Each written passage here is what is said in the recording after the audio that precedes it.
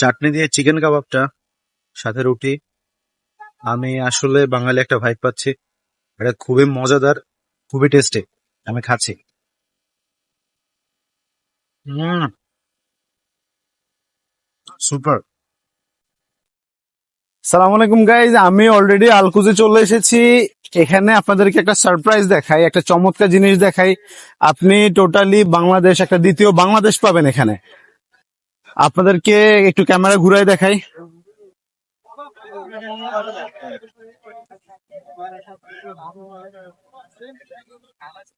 এটাকে এখানকার মানুষ বাঙালি মার্কেট বলে। এখানে টোটালি বাংলাদেশের স্টাইলে আপনার যে দোকানগুলা, সাপোজ আপনি ফুটপাতে দোকান পাবেন বা যাই হোক, এখানে ফুটপাতে দোকান নাই, তবে এখানে একটা মার্কেট, একটা এরিয়া দিয়ে দিয়েছে। সেই এরিয়ার ভিতরে আপনি টোটালি বাঙালি একটা ভাইব পাবেন। আসসালামু আলাইকুম ভিউয়ার্স, কেমন আছেন সবাই? আশা করি সবাই ভালো আছেন। আজকে আমরা যাব দুবাইয়ের বুকে একটা বাংলাদেশ দেখার জন্য। যে অঞ্চলটাতে সবচেয়ে বেশি বাংলাদেশি থাকে সেই অঞ্চলে আজকে যাব। সো আমাদের সাথে থাকবেন। আর আমরা এখন আসি হচ্ছে মেট্রো স্টেশনে, যে মেট্রো স্টেশন থেকে আমি বর্তমানে উঠেছি, আলকুসাইস মেট্রো স্টেশন। এই মেট্রো স্টেশন থেকে উঠে আমরা মোটামুটি প্রায় 1 ঘন্টার মতো জার্নি করতে হবে। 1 ঘন্টার মতো জার্নি করে আমরা ওই এরিয়াতে চলে যাব। ওই এরিয়াতে গিয়ে কথা হবে।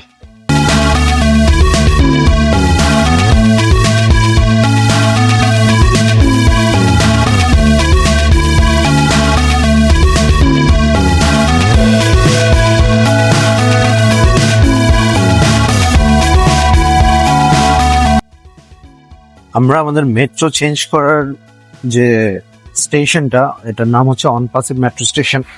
আমরা অনপাসিভ মেট্রো স্টেশনে চলে এসেছি। সো এখান থেকে আমরা যাব বাসে করে। আমার মনে হয় এখান থেকে, আমি যেখান থেকে এসেছি আলকুসাইস মেট্রো স্টেশন থেকে, আমি ইউনিয়নে মেট্রো চেঞ্জ করেছি। আর এখানে এসে আমি আরেকটা মেট্রোতে উঠেছি। সো আমার টোটাল ভাড়া নেবে হচ্ছে 5 দিরহাম, আই থিঙ্ক সো। এরপরে হচ্ছে আমি যখন বাসে উঠবো, আমার সেখানে কোনো ভাড়া কাটবে না, কারণ হচ্ছে এই এরিয়াটা একটা জোনে ভাগ করা হয়েছে। তো একটা জোনের মধ্যে পড়ে গিয়েছে, এজন্য আমার বাসে কোনো ভাড়া নেবে না, যদি আমি আধা ঘন্টার মধ্যে ওইখানে যেতে পারি। আমার এখানে 5 দিরহাম কাটেনি, আমার এখানে 7 দিরহাম ভাড়া কেটেছে। 7 দিরহাম মানে হচ্ছে মোটামুটি 250 টাকার মতো ভাড়া কেটেছে। বেশি একটা দূরে আসিনি আমি মেট্রোতে, এটা আমি আরেকটা জোনে এসে পড়েছি, দ্যাটস ওয়াই আমার এখানে ভাড়াটা একটু বেশি কেটেছে।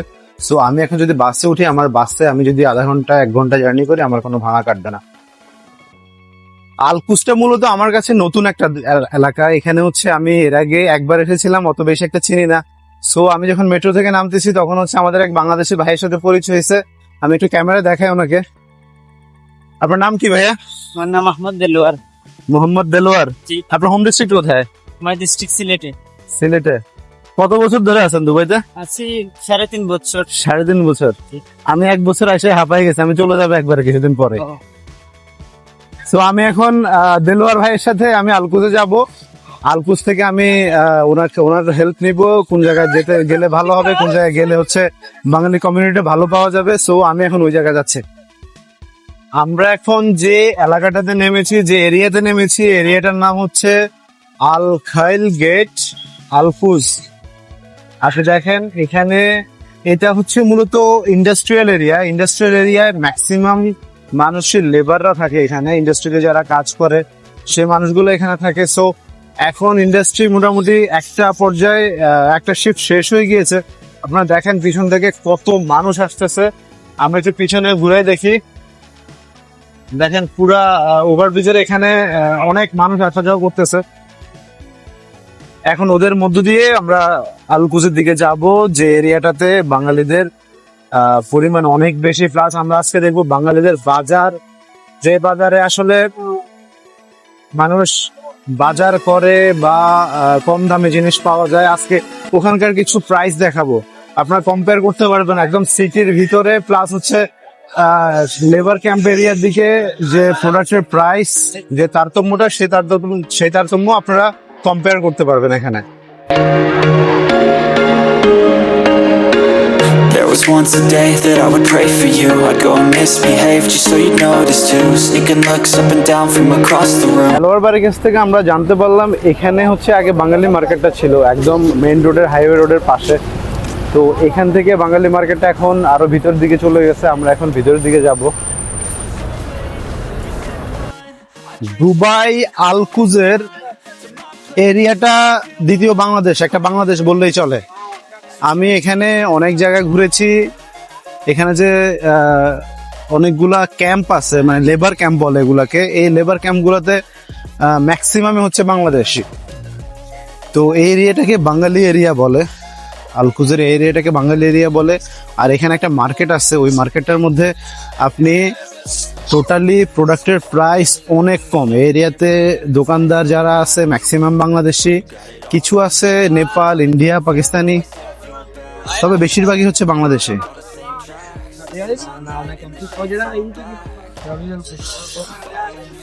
এখানে বাংলাদেশিদের মধ্যে বেশিরভাগই হচ্ছে জব করে, বিশেষ করে এরিয়াটা ইন্ডাস্ট্রিয়াল এরিয়া।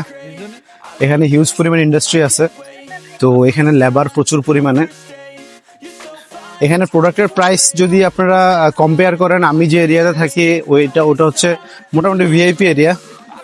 ওই এরিয়াতে প্রোডাক্টের প্রাইসটা যথেষ্ট বেশি, আর এই এরিয়াতে যথেষ্ট কম। মানে আপনি যদি কম্পেয়ার করেন বাংলাদেশে যে পরিমাণ যেভাবে প্রাইস পান, এখানে ওই প্রাইসে পাবেন। এখানে ফল বলেন, সবজি, এরপর হচ্ছে আপনি জামা কাপড় কিনবেন, যে কোনো আইটেম এখানে খুবই কম দামে পাওয়া যায়। সাপোজ আমি যদি এখানে সবজির সাথে কম্পেয়ার করি, সবজি আমি আমার এরিয়াতে যে সবজিটা পাই, সাপোজ ফুলকপি আমার ওইখানে হচ্ছে কেজি 3 দিরহাম, 4 দিরহাম, 5 দিরহাম এমন।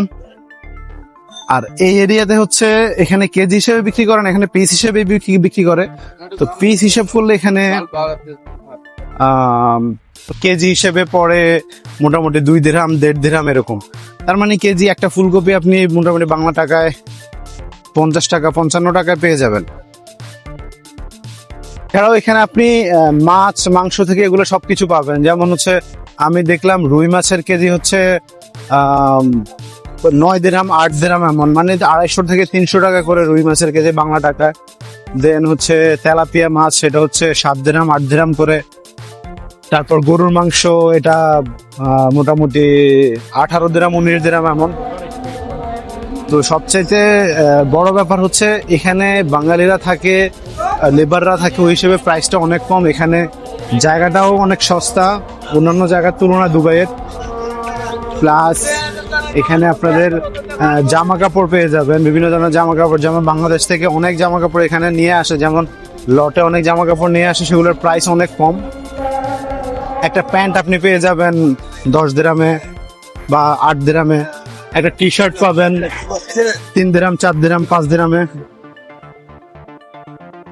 তো এরা এখানে সেল করে, মূলত বাঙালিরাই সবচেয়ে বেশি সেল করে। এরা বাংলাদেশ থেকে নিয়ে আসে, কম প্রাইস দিয়ে নিয়ে আসে, এখানে এনে আবার সেল করে।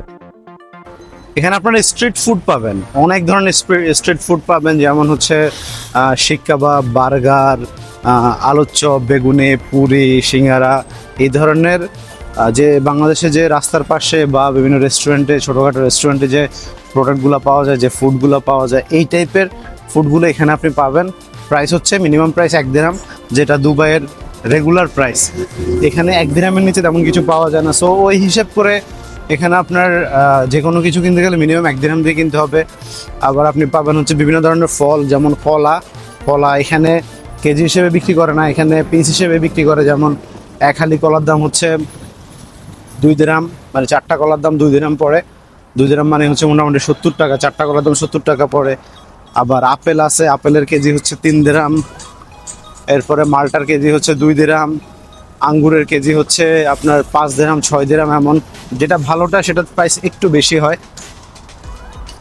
নর্মালি ভিডিও করতে গেলে, দুবাইতে ভিডিও করতে গেলে যে প্রবলেমটা হয়, সেটা আমি আজকেও ফেস করলাম। এখানে এদের সিকিউরিটি প্লাস হচ্ছে এদের রুলস রেগুলেশনস এতটাই হার্ড যে এখানে আপনি যে কোনো জায়গায় ভিডিও করতে গেলে অবশ্যই রেস্ট্রিকশন আছে, আপনার পারমিশন নিতে হবে, অথবা কিছু কিছু জায়গায় আছে ভিডিও করাই যাবে না। তো আমি যখন আজকে আলকুজ বেঙ্গলি মার্কেটের এখানে ভিডিও করতে আসছি, তখন আমাকে সিকিউরিটি এসে বাধা দিল যে আপনি এখানে ভিডিও করতে পারবেন না, যদি ভিডিও করতে হয় তাহলে হচ্ছে আপনি পারমিশন নিতে হবে। তো আমি পারমিশনের জন্য অফিসে গেলাম, অফিস থেকে বলল আপনার পারমিশন নিতে হবে বলদিয়া মিনস এখানে যারা প্রশাসন, যারা মানে দোকান টোকান এগুলার এই বিষয়গুলা যারা দেখে, তাদের কাছ থেকে হচ্ছে পারমিশন নিতে হবে। পারমিশন নেওয়ার জন্য আমার আইডি জমা দিতে হবে, প্লাস হচ্ছে একটা অ্যাপ্লিকেশন করতে হবে। অ্যাপ্লিকেশন করলে ওরা এরপর রিভিউ দিবে, 2-3 দিন পর ওরা পারমিশন দিবে। তো আমার হাতে আসলে অত টাইম নেই, তো আমি ওখান থেকে চলে আসছি। আসার পরে সিকিউরিটিকে জিজ্ঞেস করলাম যে আসলে ভিডিও করতে তো দিল না। এরপর বললো আপনি ক্যামেরা দিয়ে ভিডিও করতে পারবেন না, তবে ফর্মালি মানুষ যেভাবে ভিডিও করে আপনি ফোনে ভিডিও করতে পারবেন। সো আমি কিছু শট নিয়েছি ফোনে। আমার ক্যামেরা বের করা পসিবল হয় না, কারণ হচ্ছে এখানে যেহেতু ক্যামেরা অ্যালাউড না। সো ফোনে ভিডিও করা সেটাও তেমন একটা অ্যালাউড না, তবে ওটা নিয়ে কিছু বলে না, কারণ হচ্ছে সবার হাতে ফোন থাকে। কিছুতে কিছু হলে মানুষ একটা জিনিস দেখলে, সুন্দর একটা জিনিস দেখলে বা নতুন একটা জিনিস দেখলে মানুষ ভিডিও করে।